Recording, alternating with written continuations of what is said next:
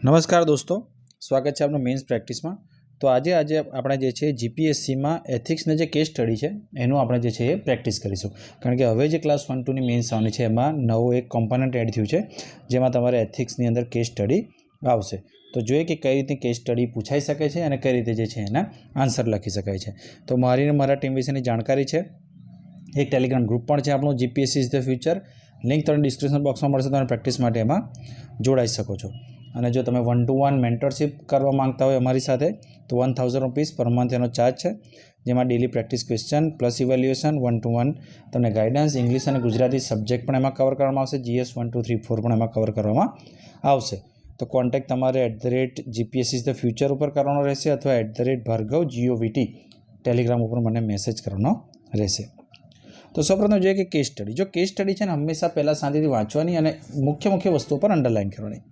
કે રશ્મિબેન એક ઈમાનદાર IAS officer છે અને હાલમાં તેઓ જિલ્લામાં એક વિકાસ અધિકારી તરીકે કામ કરે છે।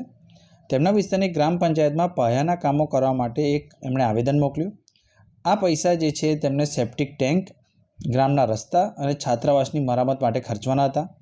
જ્યારે રશ્મિકાબેન કામની સમીક્ષા કરવા ગયા ત્યારે તેમને જાણ થઈ કે કેટલાક કામો કાગળ પર પૂરા થઈ ગયેલા બતાવવામાં આવે છે, પરંતુ વાસ્તવિકતામાં જે છે 40% જ કામગીરી થઈ છે।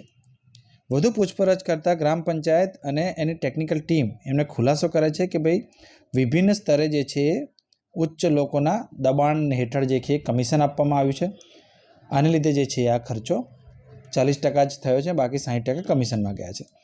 રશ્મિકાબેન જાણે છે કે જો તેઓ ઉચ્ચ અધિકારીઓ સામે ફરિયાદ કરશે તો તેમના ભવિષ્યમાં વહીવટી અવરોધો ઊભા થઈ શકે છે, અને સાથે તેઓ એ પણ જાણે છે કે નૈતિક રીતે આ વસ્તુ સમજ અવાજ ઉઠાવવો જરૂરી છે।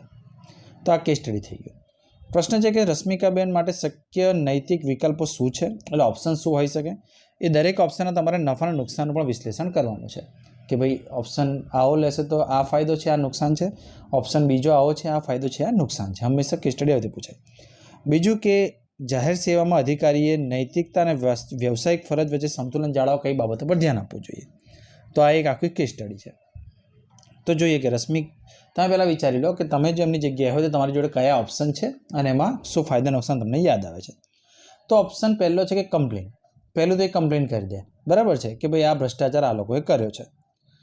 લાભ એનો એ થશે કે એમને નૈતિકતા જળવાશે, એમને જે મનમાં એવું છે કે ભાઈ નૈતિક રીતે આનું કમ્પ્લેન કરવું જોઈએ, એ નૈતિકતા જળવાશે। ભ્રષ્ટાચારને પણ એ રોકી શકશે, બરાબર છે કે ભ્રષ્ટાચાર થયો છે એ વસ્તુ બહાર આવશે। નુકસાન જે છે કે ભવિષ્યમાં એમની નોકરી માટે જે છે ચિંતા ઊભી થશે, એટલે એમના જે બીજા પ્રોજેક્ટ હશે એનું ફંડિંગ અટકી શકે છે, એમનું પ્રમોશન માટેની જે છે ફાઇલ અટકી શકે છે, ઉપરી અધિકારી સાથે ટૂંકમાં સંબંધ બગડશે, તો એમને રજાથી લઈને દરેક વસ્તુમાં જે છે પછી પ્રોબ્લેમ થઈ શકે છે। તો આ એક કમ્પ્લેનનો એક ઓપ્શન છે। બીજો ઓપ્શન છે કે મીડિયા અને RTI માટે જાગૃતિ લાવે, કે મીડિયાને જે છે એ ઇન્ટરનલ જાણકારી આપી દે કે ભાઈ આવું થયું છે, પણ હું ડાયરેક્ટ એને બહાર લાવી ના શકું, તમે તમારી રીતે તપાસ કરો। બીજું કોઈ RTI એક્ટિવિસ્ટ હોય એને જે છે જાણ કરે કે ભાઈ તમે આના માટે RTI નાખો, કે જેથી જે છે આ વસ્તુ બહાર આવી શકે। લાભ છે કે ભ્રષ્ટાચારને રોકી શકશે અને સંબંધ બગડવાથી બચી જશે, અને દેખીતી રીતે ઓપ્શન 2ના કોઈ નુકસાન છે નહીં, એટલે નુકસાન આપણે નહીં લખીએ તો ચાલશે। ત્રીજો ઓપ્શન છે કે ફક્ત એ વોર્નિંગ આપે કે ભાઈ આ વખતે ભલે થયું, હવે જે છે આ વસ્તુ મને સામે ના આવી જોઈએ। તો લાભ એનો છે કે ભાઈ ભવિષ્યમાં કદાચ ભ્રષ્ટાચાર રોકાઈ જાય અને સંબંધો પણ જે છે બગડતા એમના અટકી જશે, કે ભાઈ એક વોર્નિંગ આપી છે। નુકસાન છે કે નૈતિક રીતે સાચું નથી, બરાબર, આવું ખરેખર ના કરવું જોઈએ, કે ખબર જ છે તમને કે ભ્રષ્ટાચાર થયો છે, તમે ખાલી વોર્નિંગ આપીને છોડી દો, એ ના થવું જોઈએ। અને ભવિષ્યમાં ફરી ભ્રષ્ટાચાર થવાની પૂરી સંભાવના છે, કારણ કે ડર જે છે એ રહેશે નહીં કે ભાઈ ભવિષ્યમાં પણ ફરી એક વોર્નિંગ આપીને આપણે છૂટી જઈશું। તો આ રીતે 3 ઓપ્શન તમે લખો, એના નુકસાન લખો, ફાઇનલ તમે લખી શકો કન્ક્લુઝન કે તમને શું યોગ્ય લાગે છે।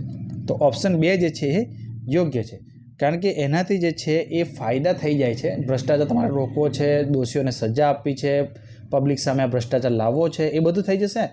અને જે નુકસાન જે છે કે ભાઈ તમે જ આ કર્યું ને તમારા જે સંબંધો બગડે એ વસ્તુ તમે બચી શકશો। તમે કહી શકો કે ભાઈ મીડિયાના ધ્યાનમાં ક્યાંથી હવે મને ખબર નથી, તો આ રીતે થઈ શકે। તો આ રીતે તમારે કેસ સ્ટડી બિલકુલ પ્રેક્ટિકલ મેનરમાં તમારે કેસ સ્ટડી લખવાની હોય છે। હવે ક્વેશ્ચન 2 હતો કે ભાઈ કઈ બાબતોનું જે છે જ્યારે તમે અધિકારી બનો તો કઈ બાબતો તમારે ખાસ ધ્યાન રાખવી પડે। તો પહેલું છે કે જાહેર હિતને મહત્ત્વ આપવાનું, પર્સનલ પોતાના હિત કરતાં જાહેર હિતને મહત્ત્વ આપવાનું।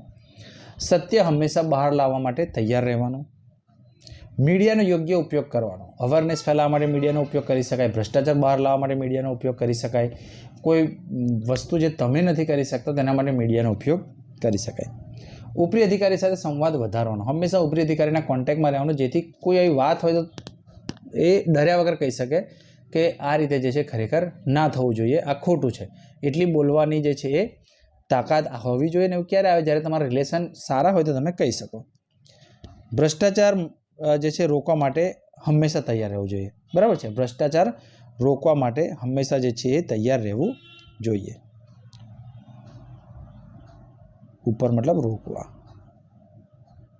ભ્રષ્ટાચાર રોકવા માટે હંમેશા જે છે તૈયાર રહેવું જોઈએ. બરાબર છે, જેનાથી જે છે તમે ભવિષ્યમાં જે છે સારું કામ કરી શકો. તો આ રીતે જે છે તમે આન્સર લખો તો જે છે તમને પૂરા માર્ક આમાં મળી જાય. બરાબર છે, તો આ રીતે કેસ સ્ટડી ફરી પણ પ્રેક્ટિસ કરતા રહીશું. તમે જે મેન્ટરશીપ માટે જોડાવા માંગતા હોય તો આના ઉપર કોન્ટેક્ટ કરી શકો છો. લાઇક, શેર, સબસ્ક્રાઈબ જરૂર કરજો. ફરી મળીશું નવા ક્વેશ્ચન સાથે. Thank you. જય હિન્દ.